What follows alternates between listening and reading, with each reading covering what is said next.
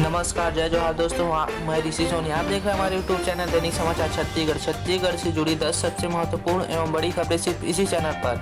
अगर आप हमारे यूट्यूब चैनल पर हैं तो चैनल को सब्सक्राइब कीजिए तथा बेल आइकन के बटन को प्रेस कर ऑल नोटिफिकेशन को ऑन कर लीजिए ताकि वीडियो का नोटिफिकेशन सबसे पहले आप तक पहुँच सके। तो चलिए चलते हैं छत्तीसगढ़ की पहली बड़ी खबर की ओर। पहली बड़ी खबर निकल कर आ रही है कोरिया से। कोरिया में हाथियों का उत्पात सामने आया है। 6 मकान तोड़े, 2 गायों को पटक कर मार डाला, 15 से ज्यादा किसानों की फसल बर्बाद हुई है। आपको बता दें कि छत्तीसगढ़ में कोरिया जिले के बैकुंठपुर में बुधवार रात हाथियों ने जमकर उत्पात मचाया। हाथियों ने गांव में कई मकान तोड़ डाले, 2 गायों को पटक कर मार दिया और 15 से ज्यादा किसानों की कई एकड़ फसल बर्बाद कर दी है। हमले में कई पशु घायल भी हुए हैं। हाथियों के हमले और चिंगार के डर से ग्रामीण सारी रात जागते रहे। केंद्रीय राज्य मंत्री रेणुका सिंह दोपहर में ग्रामीणों से मिलने पहुंची। हाथियों का समूह पिछले 2 दिनों से डेरा जमाए हुए हैं। समूह में 45 हाथी हैं जो खड़गवा के पोड़ी सर्किल कोटिया बीट में मौजूद है। हाथियों ने रात में उत्पात मचाते हुए कई एकड़ धान की फसल रौंद दी है।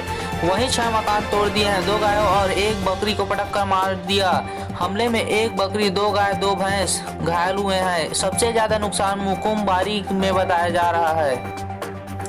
इसी बीच सूचना मिलने पर केंद्रीय जनजाति राज्य मंत्री रेणुका सिंह ग्रामीणों से मिलने के लिए मुकुम बारी गांव पहुंची और हालात का जायजा लिया। साथ ही ग्रामीणों और किसानों को मुआवजा दिलाने और हाथियों के समूह से राहत के लिए वन विभाग से चर्चा करने की बात कही। मंत्री रेणुका सिंह का मायका के मुकुम बारी गाँव के ही पास बचरा पौड़ी में है। वहीं वन विभाग ने पूरे इलाके में अलर्ट जारी कर दिया है। बताया जा रहा है कि हाथियों का यह समूह कोरबा ब्लॉक खड़गवा के धनपुर से पहुंचा है। मंगलवार रात भी हाथियों के दल ने 1 गाय को पटक कर मार दिया था, जबकि 40 किसानों की फसल बर्बाद कर दी और कई मकान तोड़ दिए थे। धान पकने के साथ ही जिले में हाथियों की आमद से किसान चिंतित है। वन कर्मियों ने बताया कि कोरबा से आने वाले हाथी उग्र स्वभाव के होते हैं। इसी के साथ अगली बड़ी खबर निकल कर आ रही है बीजापुर से।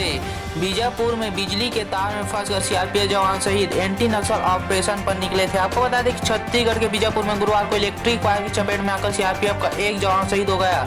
जवान एंटी नक्सल ऑपरेशन पर निकले थे। बताया जा रहा है कि अवैध शिकार के लिए ग्रामीणों ने तार लगा रखा था। मामला बीजापुर क्षेत्र के मोदकापाल का है। सीआरपीएफ 170 बटालियन चिनकोड़े पाल के जवान गुरुवार को एंटी नक्सल ऑपरेशन पर निकले थे। इनमें बिहार के जहानाबाद निवासी जवान श्री गोपाल भी शामिल थे। इसी दौरान मोदकापाल के चिनाकोड़ो कोड़ेपाल में ही ग्रामीणों के अवैध शिकार के लिए लगाए इलेक्ट्रिक वायर की चपेट में आ गए और उनकी मौत हो गई। शव लेकर जवान कैंप लौटे। वहां सम्मान के साथ जवान के शव को हेलीकॉप्टर से गिरिगांव भेजा गया। घटना की पुष्टि सीआरपीएफ के डीआईजी कोमल सिन्हा ने की है। बताया जा रहा है कि क्षेत्र में अवैध शिकार लगातार जारी है। ग्रामीणों इसके लिए इसी तरह से बिजली के तार का फंदा बनाते हैं, लेकिन वन विभाग इसे रोक पाने में नाकाम साबित हो रहा है। इसी के साथ अगली बड़ी खबर निकल कर आ रही छत्तीसगढ़ की परंपराओं से। भूपेश बघेल की पत्नी और बेटे ने निभाई भाई बढ़ाना की रस्म। सीएम ने फसल काटते हुए उनकी फोटो शेयर की। आपको बता दें कि छत्तीसगढ़ के मुख्यमंत्री भूपेश बघेल बिहार में इन दिनों चुनावी रैली और सभाओं में व्यस्त है। ऐसे भिलाई में उनकी पत्नी और बेटा परंपराओं का निर्वहन कर रहे हैं। धान कटाई के बाद बढ़ाना की रस्म के लिए उनकी पत्नी व बेटा गुरुवार को खेत में पहुंचे और उसे पूरा किया। मुख्यमंत्री बघेल ने उनकी फोटो सोशल मीडिया पर शेयर करते हुए बताया कि बढ़ाना की रस्म क्या है। मुख्यमंत्री भूपेश बघेल ने बताया कि मैं चुनाव प्रचार के लिए इस समय बिहार में हूं। हमारे छत्तीसगढ़ में खेतों में फसलों की लुआई पूरी हो जाने के बाद लुआई को अंतिम रूप देना बढ़ाना कहा जाता है। बढ़ाना की परंपरा प्रायः घर के मुखिया द्वारा होती है। आज मेरी धर्मपत्नी और बेटे ने इसे पूर्ण कर तस्वीरें भेजी है। इन तस्वीरों को मुख्यमंत्री ने शेयर करते हुए जानकारी दी है। दरअसल भिलाई के पाटन के पास कुरुडी के और बेदौली गांव में मुख्यमंत्री भूपेश बघेल के खेत हैं। इनमें धान के साथ ही अन्य फसलों की भी पैदावार हुई है। धान कटाई के बाद बढ़ाना की परंपरा को निभाया जाता है। इसका मकसद प्रार्थना करना है कि अगली बार और भी अच्छी फसल का पैदावार हो। मुख्यमंत्री भूपेश बघेल छत्तीसगढ़ की पारंपरिक रस्मों और रिवाजों को लगातार निभाते आ रहे हैं। इसी के साथ चलते हैं आज की अगली बड़ी खबर की ओर। उससे पहले हमारा आपसे अनुरोध है, अगर आप हमारे यूट्यूब चैनल पर नए तो चैनल को सब्सक्राइब कीजिए तथा बेल आइकन के बटन को प्रेस कर ऑल नोटिफिकेशन को ऑन कर लीजिए ताकि वीडियो का नोटिफिकेशन सबसे पहले आप तक पहुंच सके। तो चलिए चलते हैं अगली बड़ी खबर की ओर। रायपुर के शेरी खेड़ी में किसानों ने आधे घंटे तक हाईवे जाम किया। छत्तीसगढ़ में 30 से अधिक जगह प्रदर्शन। आपको बता दें कि केंद्र सरकार की कृषि संबंधी तीनों कानूनों के विरोध में गुरुवार को प्रदेश भर में प्रदर्शन हुए। रायपुर में इंदिरा गांधी कृषि विश्वविद्यालय के सामने शेरी खेड़ी में छत्तीसगढ़ किसान मजदूर महासंघ से जुड़े संगठनों ने छोटी सी सभा कर केंद्र सरकार को चेतावनी दी। बाद में नेशनल हाईवे पर चक्का जाम किया। किसानों ने सड़क पर खड़े होकर सरकार के खिलाफ नारेबाजी की। इस दौरान किसान राज्य सरकार से भी 10 नवंबर से धान खरीदी की मांग कर रहे थे। उसके बाद हरकत में पुलिस अमले ने किसान नेताओं को समझा बुझाकर किसी तरह रास्ता खुलवाया। किसान हाईवे के किनारे अभी भी धरना दे रहे हैं। बताया जा रहा है प्रदेश के 30 से अधिक स्थानों पर ऐसे प्रदर्शन हो रहे हैं। इसको लेकर पुलिस ने भारी सुरक्षा बंदोबस्त किया है। किसानों ने प्रमुख रूप से जगदलपुर, धमतरी, रायपुर, राजनांदगांव, रायपुर, बिलासपुर, रायपुर, सरायपाली, महासमुंद, रायपुर, अंबिकापुर, वाराणसी, भाटापारा, बड़ौदा बाजार, रायपुर जैसे प्रमुख मार्गों पर अपना मोर्चा लगाया है। रायपुर में हुए प्रदर्शन में प्रमुख रूप से रूपन चंद्राकर, डॉक्टर संकेत ठाकुर, द्वारिका साहू, गौतम बंदोपाध्याय, वीरेंद्र पांडे आदि शामिल हुए। इसी पर किसान नेता डॉक्टर संकेत ठाकुर ने कहा, केंद्र सरकार के तीनों कृषि विधेयकों के आने के साथ ही किसानों ने विरोध शुरू कर दिया था। सरकार ने न उनकी आशंकाएं दूर करने के लिए कोई बातचीत की और न ही शंका समाधान की कोई कोशिश की। सरकार को विरोध दिखाई नहीं दे रहा है। ये कानून किसानों के लिए नुकसानदायक है। इनके वापस लिए जाने तक आंदोलन जारी रहेगा। किसान नेताओं ने कहा, जब कांग्रेस पार्टी विपक्ष में थी तब 1 नवंबर से धान खरीदी की वकालत करती रही, एक दाना धान खरीदने की बात करती रही। अब जब सत्ता में है तब किसानों की मांगों की ओर ध्यान ही नहीं दे रही है। किसान ने 1 दिसंबर से धान खरीदी की बात की है, इससे किसानों को नुकसान होगा। हम 10 नवंबर से धान खरीदी शुरू करने की मांग कर रहे हैं। इसी के साथ अगली बड़ी खबर निकल कर आ रही है रायपुर जिले से। चखना सेंटर में चोरी के शक की वजह से कर दी युवक की हत्या। पुलिस ने किया 6 आरोपियों को गिरफ्तार। आपको बता दें कि रायपुर के तिलदा नेवरा इलाके में हुई हत्या के मामले में पुलिस ने 6 युवकों को गिरफ्तार किया। दरअसल 3 नवंबर को मिली लाश के मामले में जांच चल रही थी।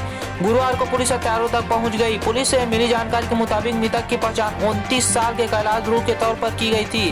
कैलाश यहाँ एक चखना सेंटर में काम करता था। दुकान के मालिक ने कैलाश पर चोरी का इल्जाम लगाकर अपने कुछ साथियों के साथ उसे बुरी तरह से पीटा था। इसी वजह से उसकी मौत हो गई थी। नेवरा के थाना प्रभारी शरद चंद्र ने बताया कि कैलाश पंचवटी नर्सरी के पास मिली थी।